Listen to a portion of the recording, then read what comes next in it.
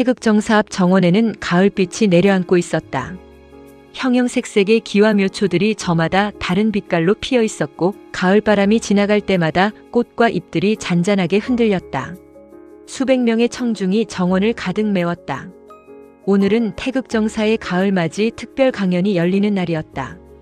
주제는 말세를 살아가는 보병궁시대의 법화경이었다. 단상 옆에서 푸르미가 마이크를 점검하고 있었다. 로즈는 강연 자료를 화면에 띄우며 마지막 순서를 확인했다. 푸르미가 먼저 청중 앞으로 나섰다. 오늘 강연은 말세를 겁주는 시간이 아닙니다. 청중의 시선이 한 곳으로 모였다. 혹시 겁만 잔뜩 먹고 돌아가시면 강의료 환불은 어렵습니다. 곳곳에서 웃음이 터졌다. 옆에서 자료를 정리하던 로즈가 말을 받았다. 오늘은 말세가 얼마나 무서운가를 공부하는 것이 아닙니다. 말세를 어떤 의식으로 살아갈 것인가를 공부합니다. 잠시 청중을 둘러본 뒤 한마디를 덧붙였다. 그리고 휴대폰은 무음으로 부탁드립니다. 법화경보다 알림음이 더 자주 울리면 수행에 조금 방해가 됩니다. 다시 웃음이 흘렀다. 잠시 후 데오네스가 정원 중앙의 작은 단상으로 천천히 걸어 나왔다. 가벼운 합장으로 청중에게 인사를 건넸다. 가을은 모든 것이 떨어지는 계절처럼 보입니다. 그러나 자연은 떨어뜨리면서 다음 봄을 준비합니다. 말세도 이와 비슷합니다. 무너지는 것만 바라보면 종말입니다. 그러나 새로 태어나려는 것을 보면 전환기입니다. 잠시 말을 멈추고 정원의 꽃들을 바라보았다. 오늘 우리는 법화경을 종말의 공포를 가르치는 경전으로 읽지 않을 것입니다. 전환기의 인간에게 주어진 법약으로 읽어보겠습니다. 말세란 반드시 세상이 끝나는 날을 뜻하는 것이 아닙니다. 인간의 욕망과 기술은 커졌는데 그것을 운용하는 의식이 따라가지 못하는 상태가 말세입니다. 정보는 넘쳐나는데 지혜가 부족합니다. 사람들은 끊임없이 연결되는데 이상하게 더 외롭습니다. 이것이 현대적 말세의 한 모습입니다. 보병궁시대가 왔다고 해서 이런 문제가 자동으로 해결되는 것도 아닙니다. 보병궁은 연결의 상징입니다. 그러나 연결이 많아지면 좋은 것만 빨리 전달되는 것이 아닙니다. 갈등과 분노도 빨라집니다. 청중 몇 사람이 고개를 끄덕였다. 옛날에는 한 사람이 화가 나면 집안 몇 사람이 고생했습니다. 지금은 한 사람이 화가 나면 인터넷을 통해 수십만 명이 함께 화를 낼 수 있습니다. 정원에서 웃음이 터졌다. 기술이 업의 전파 속도까지 높인 셈입니다. 따라서 보병궁시대에는 개인 마음만 닦아서는 부족합니다. 내 감정이 어떤 집단 감정과 연결되어 있는지를 보아야 합니다. 내 생각이 어떤 정보망에서 만들어졌는지도 보아야 합니다. 내 욕망이 어떤 경제 구조와 연결되어 있는지도 보아야 합니다. 화면에 첫 문장이 나타났다. 분리해서 연결로. 곧이어 두 번째 문장이 나타났다. 지배에서 공명으로. 데오네스가 화면을 돌아보며 고개를 끄덕였다. 이것이 오늘 강연의 중심입니다. 법화경의 첫 번째 법약은 일불승입니다. 하지만 이것을 모든 사람이 똑같아져야 한다는 뜻으로 이해하면 안 됩니다. 약초유품을 보십시오. 작은 풀도 있고 큰 나무도 있습니다. 모습도 다르고 크기도 다릅니다. 그런데 같은 비를 맞습니다. 차이를 없애지 않으면서 더 큰 차원에서 연결되는 것입니다. 보병궁시대에 필요한 통합도 바로 이것입니다. 획일화가 아니라 연결입니다. 같음이 아니라 공명입니다. 앞줄에 앉아있던 중년 남성이 손을 들었다. 푸르미가 무선 마이크를 가져갔다. 그러면 생각이 완전히 다른 사람도 존중해야 합니까? 데오네스가 곧바로 답했다. 존중과 동의는 다릅니다. 상대의 생각에는 반대할 수 있습니다. 잘못된 행동에는 분명하게 책임을 물을 수도 있습니다. 그러나 그 사람의 존재 전체를 폐기할 필요는 없습니다. 상불경 보살의 정신이 바로 그것입니다. 나는 그대를 가볍게 여기지 않는다. 이 말은 당신이 지금 하는 모든 행동이 옳다는 뜻이 아닙니다. 당신을 지금의 모습만으로 최종 판정하지 않겠다는 뜻입니다. 마이크를 회수하던 푸르미가 고개를 갸웃했다. 그러면 존중한다는 것이 무조건 참으라는 뜻은 아니군요. 그렇습니다. 참고 참고 또 참다가 어느 날 한꺼번에 폭발하는 것은 수행이 아니라 압축 파일에 가깝습니다. 청중들이 크게 웃었다. 경계는 필요합니다. 그러나 경계를 세우는 것과 사람을 혐오하는 것은 다릅니다. 데오네스는 천천히 걸으며 두 번째 주제로 넘어갔다. 보병궁 시대의 두 번째 큰 독은 비교입니다. 옛날에는 자기 마을에서 잘 사는 사람 몇 명만 보면 되었습니다. 지금은 스마트폰을 열면 세계 최고의 부자와 최고의 외모와 최고의 천재를 한꺼번에 봅니다. 그러니 평범한 사람이 아침부터 패배감을 느끼기 쉬워집니다. 약초유품이 이 비교 중독에 좋은 약이 됩니다. 같은 비가 내려도 모든 식물이 같은 속도로 자라지는 않습니다. 누군가는 20살에 자신의 길을 찾습니다. 누군가는 40에 찾습니다. 누군가는 60이 넘어서 자신의 꽃을 피웁니다. 성장의 시간은 서로 다릅니다. 젊은 여성이 손을 들었다. 다른 사람들은 모두 잘 사는 것 같은데 저만 뒤처지는 느낌이 듭니다. 데오네스가 미소를 지었다. SNS에는 인생 전체가 올라오지 않습니다. 대부분 편집본이 올라옵니다. 남의 하이라이트 영상과 자신의 비하인드 영상을 비교하면 언제나 자신이 초라해집니다. 웃음이 흘렀다. 비교가 일어날 때 질문을 바꾸십시오. 왜 나는 저 사람처럼 되지 못했는가? 이 질문을 오래 붙들 필요가 없습니다. 대신 이렇게 물어보십시오. 지금 나에게 주어진 조건에서 무엇을 키울 것인가? 비교를 개성으로 바꾸는 것입니다. 화면을 넘기던 로즈가 청중을 바라보았다. 다음 주제는 인정 중독입니다. 데오네스가 말을 이어갔다. 현대 사회에서는 인정까지 숫자가 되었습니다. 좋아요 수가 보입니다. 조회수가 보입니다. 팔로워가 보입니다. 구독자가 보입니다. 평점이 보입니다. 숫자는 편리합니다. 그러나 숫자가 인간의 가치까지 결정하게 하면 문제가 생깁니다. 조회수가 많다고 반드시 진리가 되는 것은 아닙니다. 조회수가 적다고 가치 없는 말이 되는 것도 아닙니다. 푸르미가 작은 목소리로 끼어들었다. 제 영상 조회수가 12번 나온 적이 있습니다. 로즈가 바로 받아쳤다. 그중 3번은 본인이 봤잖아요. 수행에는 반복이 중요합니다. 청중들이 웃었다. 데오네스도 웃으며 고개를 끄덕였다. 상불경 보살의 약은 남에게만 쓰는 약이 아닙니다. 자기 자신에게도 사용해야 합니다. 남이 알아주지 않는다고 자신의 가능성까지 함부로 버리지 마십시오. 나는 타인의 평가 이전에 나의 가능성을 존중한다. 이것도 수행입니다. 잠시 후 화면에 알고리즘이라는 글자가 나타났다. 보병궁 시대의 네 번째 독은 정보 오염입니다. 현대인은 정보가 부족해서 힘든 것이 아닙니다. 너무 많아서 힘듭니다. 더 큰 문제는 알고리즘입니다. 우리가 좋아하는 정보를 계속 보여줍니다. 그러면 사람은 자신이 세상의 진실을 보고 있다고 믿기 쉽습니다. 실제로는 자신의 취향이 확대된 화면을 보고 있을 수도 있습니다. 이때 방편품이 중요합니다. 모든 설명은 하나의 방편일 수 있습니다.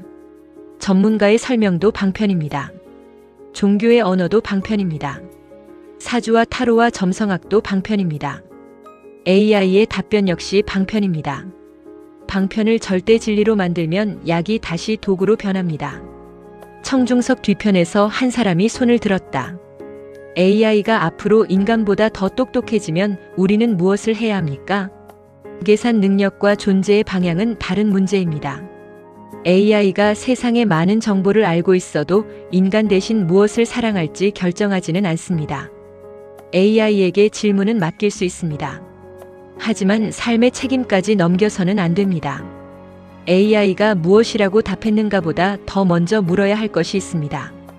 나는 왜 이 질문을 했는가? 질문의 주인은 인간이어야 합니다. 푸르미가 고개를 끄덕이다가 말했다. 요즘은 AI에게 오늘 무엇을 먹을지도 묻습니다. 그것까지 계속 맡기면 나중에는 위장이 인공지능의 식민지가 될지도 모릅니다. 정원 전체에 웃음이 퍼졌다. 웃음이 잦아들자 데오네스의 표정이 다시 차분해졌다. 다음 독은 과잉자아입니다. 누구나 자신의 목소리를 낼 수 있는 시대가 되었습니다. 좋은 일입니다. 그러나 모두가 자신을 최종 전문가로 생각하기 시작하면 또 다른 문제가 생깁니다. 법화경의 법사는 법의 주인이 아닙니다. 좋은 스승은 제자를 자신에게 묶어두지 않습니다. 스스로 판단하는 힘을 키워줍니다. 보병궁 시대의 법사는 정답을 독점하는 사람이 아닙니다. 복잡하게 얽힌 관념망을 정리하도록 돕는 사람입니다. 화면에 영적 우월감이라는 문장이 나타났다. 데오네스가 청중을 천천히 바라보았다. 특히 수행과 오컬트의 세계에서는 이 독을 조심해야 합니다. 나는 깨어있다. 나는 높은 차원이다. 나는 특별한 전생을 가지고 있다. 나는 선택받았다. 이런 생각이 붙기 시작하면 영성이 새로운 계급장이 됩니다. 로즈가 질문을 던졌다. 의식 수준의 차이를 말하는 것 자체가 잘못입니까? 아닙니다. 차이를 관찰하는 것과 인간을 서열화하는 것은 다릅니다. 진정한 의식의 성장은 자신을 특별하게 만드는 방향보다는 사람을 함부로 대하지 못하게 만드는 방향으로 작동합니다. 내가 높다고 느껴질수록 더 조심해야 합니다. 높은 곳에서 넘어지면 조금 더 아픕니다. 웃음이 다시 흘렀다. 다음은 집단 분노입니다. 현대의 분노는 개인의 감정에서 끝나지 않습니다. 네트워크를 타고 증폭됩니다. 분노가 분노를 부르고 혐오가 혐오를 정당화합니다. 그래서 안락행품의 언어윤리가 중요합니다. 진실을 말하더라도 사람을 파괴하지 마십시오. 정의를 말하더라도 분노를 즐기지 마십시오. 비판하더라도 혐오를 생산하지 마십시오. 한 문장이 수천 명에게 전달되는 시대에는 언어의 업도 네트워크화됩니다. 말의 책임이 커진 것입니다. 가을바람이 한 차례 지나갔다. 꽃잎 몇 장이 단상 가까이 날아왔다. 그리고 우리는 지나치게 빠릅니다. 빨리 성공하고 싶습니다. 빨리 돈을 벌고 싶습니다. 빨리 배우고 싶습니다. 심지어 빨리 깨닫고 싶어 합니다. 푸르미가 슬쩍 말을 보탰다. 3분 만에 성불하는 법이라는 제목이면 조회수가 잘 나올 것 같습니다. 로즈가 고개를 저었다. 깨닫기도 전에 광고가 먼저 나올 것 같습니다. 청중들이 크게 웃었다. 데오네스가 꽃잎 하나를 바라보며 말을 이었다. 화석유품은 쉬어가는 지혜를 가르칩니다. 긴 여행에는 중간 기착지가 필요합니다. 쉬는 것은 실패가 아닙니다. 번아웃은 의지가 약해서 생긴다고만 볼 수 없습니다. 지금의 속도를 조절하라는 경고일 수도 있습니다. 보병궁 시대의 수행자는 속도를 목적과 혼동하지 않아야 합니다. 빨리 가는 사람이 반드시 멀리 가는 것은 아닙니다. 또 하나의 큰 독은 미래 공포입니다. AI가 일자리를 없앨 것이라는 공포, 경제가 무너질 것이라는 공포, 전쟁이 일어날 것이라는 공포, 기후가 파괴될 것이라는 공포. 현대인은 아직 오지 않은 미래를 현재로 끌어와 미리 고통받습니다. 열의 수량품은 시간의 시야를 넓혀줍니다. 오늘의 위기가 인생 전체는 아닙니다. 한 시대의 혼란이 인류의 최종 결론도 아닙니다. 긴 시간축을 가지면 인간은 조금 덜 조급해집니다. 한 사람이 조심스럽게 손을 들었다. 사주나 점성학에서 안 좋은 운이 나오면 어떻게 해야 합니까? 데오네스의 눈빛이 조금 진지해졌다. 운명 결정론이라는 독을 조심해야 합니다. 사주는 구조를 읽을 수 있습니다. 점성학은 주기를 읽을 수 있습니다. 타로는 현재의 의식 상태와 선택 구조를 비출 수 있습니다. 그러나 어느 책에도 인간의 선택권 전체를 빼앗아서는 안 됩니다. 법화경의 수기도 가능성의 선언으로 읽을 수 있습니다. 씨앗이 있다고 꽃이 저절로 피지는 않습니다. 토양도 필요합니다. 물도 필요합니다. 계절도 필요합니다. 운은 조건입니다. 인간은 그 조건을 운용합니다. 그러므로 점술가는 미래를 대신 결정하는 사람이 되어서는 안 됩니다. 선택의 구조와 가능성을 보여주는 사람이 되어야 합니다. 청중들이 조용히 고개를 끄덕였다. 다음은 피해자 정체성입니다. 인간은 상처받습니다. 배신도 당합니다. 억울한 일을 경험하기도 합니다. 그 사실을 부정해서는 안 됩니다. 하지만 상처가 자신의 전체 정체성이 되게 해서도 안 됩니다. 제바달다품은 악연조차 수행의 조건으로 전환될 가능성을 보여줍니다. 가해자를 미화하라는 뜻이 아닙니다. 상처가 내 미래 전체를 소유하지 못하게 하라는 뜻입니다. 카르마를 벌로만 보면 공포가 됩니다. 정보로 읽으면 수행이 시작됩니다. 무엇이 반복되고 있는가? 내가 무엇을 배우지 못하고 있는가? 어디에서 선택을 바꿀 수 있는가? 이 질문이 시작되면 카르마는 감옥에서 데이터로 바뀝니다. 그리고 관계 소비라는 새로운 독도 있습니다. 현대인은 사람까지 콘텐츠처럼 소비하기 쉽습니다. 재미있으면 가까이 합니다. 불편하면 차단합니다. 도움이 되면 관계를 유지합니다. 쓸모가 없다고 생각하면 버립니다. 하지만 모든 갈등의 정답이 손절은 아닙니다. 보문품의 관세음은 먼저 듣습니다. 보병궁 시대의 관계윤리도 듣는 힘에서 시작합니다. 물론 위험한 관계에서는 경계가 필요합니다. 사랑과 무방비는 같은 말이 아닙니다. 잠시 강연이 멈추었다. 정원의 가을빛이 조금 더 기울어 있었다. 데오네스가 물을 한 모금 마시는 동안 푸르미와 로즈가 화면을 바꾸었다. 9개의 단어가 차례로 나타났다. 분리, 비교, 과잉자아, 정보오염, 욕망가속, 집단감정, 영적 우월감, 의존, 허무. 데오네스가 다시 단상 중앙으로 나왔다. 108번 뇌를 모두 외우려 하지 않아도 됩니다. 현대적으로 압축하면 이런 9가지 큰 도구로 볼 수 있습니다. 그리고 이 9독의 뿌리에는 하나가 있습니다. 연결을 잃어버리는 것입니다. 이번에는 9개의 법약이 화면에 나타났다. 1승, 방편, 약초유, 화성유, 상불경, 안락행, 제바달다, 열애수량, 보문. 1승은 연결의 약입니다. 방편은 유연성의 약입니다. 약초유는 개별성을 회복하는 약입니다. 화성유는 휴식의 약입니다. 상불경은 존중의 약입니다. 안락행은 언어의 약입니다. 제바달다는 카르마 전환의 약입니다. 열애수량은 긴 시간의 약입니다.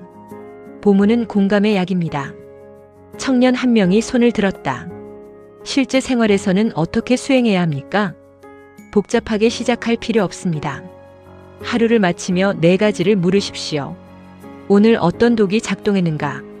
그 독 아래 어떤 두려움과 욕망이 있었는가? 어떤 법약이 필요한가? 그리고 내일 어떤 행동 하나를 바꿀 것인가? 비교했다면 SNS를 조금 덜 볼 수 있습니다.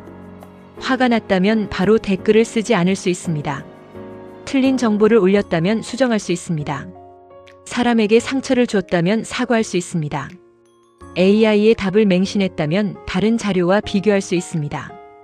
경전은 행동으로 내려올 때 약효가 생깁니다. 잠시 침묵이 흘렀다. 법화경이 책장에 있으면 책입니다. 머리에만 있으면 지식입니다. 입에만 있으면 말입니다.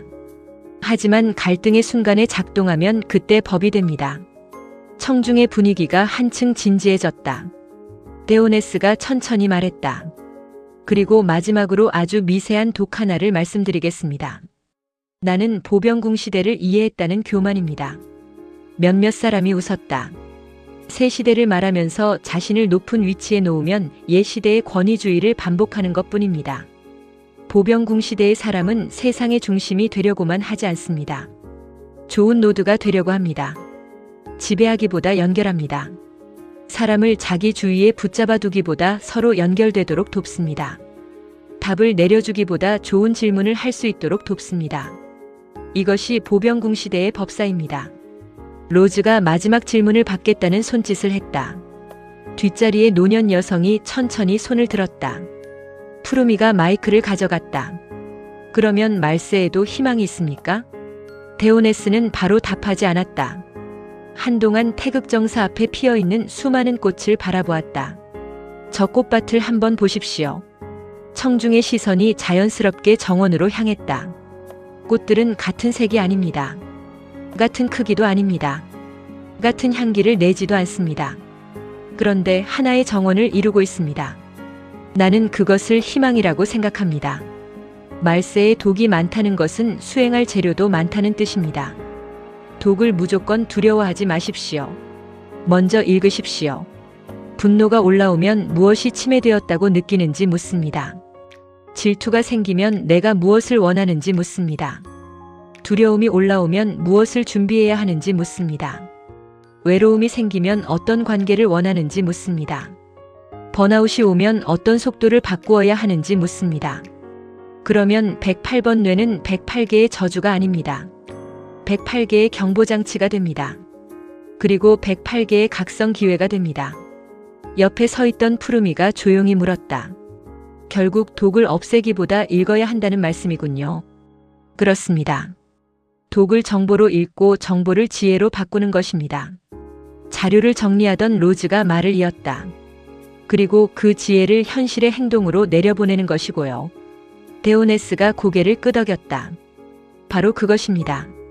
보병궁 시대의 수행자는 세상을 떠나는 사람이 아닙니다. 세상 한가운데 있으면서도 세상의 독에 휩쓸리지 않는 사람입니다. AI를 사용하지만 AI에게 자아를 넘기지 않습니다. 돈을 벌지만 돈에게 가치관을 넘기지 않습니다. 점수를 사용하지만 운명에게 선택권을 넘기지 않습니다. 종교를 공부하지만 종교에게 타인을 미워할 권리를 주지 않습니다. 사람을 돕지만 자신에게 의존하도록 만들지 않습니다. 이것이 보병궁 시대의 법화경입니다. 해가 조금씩 서쪽으로 기울고 있었다. 오늘 돌아가실 때 3가지 질문을 가지고 가십시오. 지금 내 안에서 어떤 독이 작동하고 있는가? 그 독은 나에게 무엇을 알려주고 있는가? 그리고 나는 오늘 무엇을 하나 바꿀 것인가? 가을바람이 정원을 지나갔다. 꽃과 나뭇잎들이 한꺼번에 흔들렸다. 말세에 해야 할 일은 세상을 100번 저주하는 것이 아닙니다. 108번 깨어나는 것입니다. 한동안 아무도 말을 하지 않았다. 그리고 잠시 후 수백 명의 박수가 태극정사 앞 정원을 가득 채웠다. 푸르미가 앞으로 나와 강연의 끝을 알렸다. 오늘 특별 강연은 여기까지입니다. 옆에서 로즈가 마지막 안내를 덧붙였다. 돌아가실 때 정원의 꽃은 눈으로만 감상해 주십시오. 약초유품을 들으셨다고 실제 약초를 한 포기씩 가져가시면 곤란합니다. 청중들의 마지막 웃음이 정원에 퍼졌다. 데오네스가 천천히 합장했다. 각자의 자리에서 각자의 꽃을 피우십시오. 그러나 혼자 피고 있다고 생각하지는 마십시오. 우리는 서로 다른 꽃이면서 하나의 정원을 이루고 있습니다.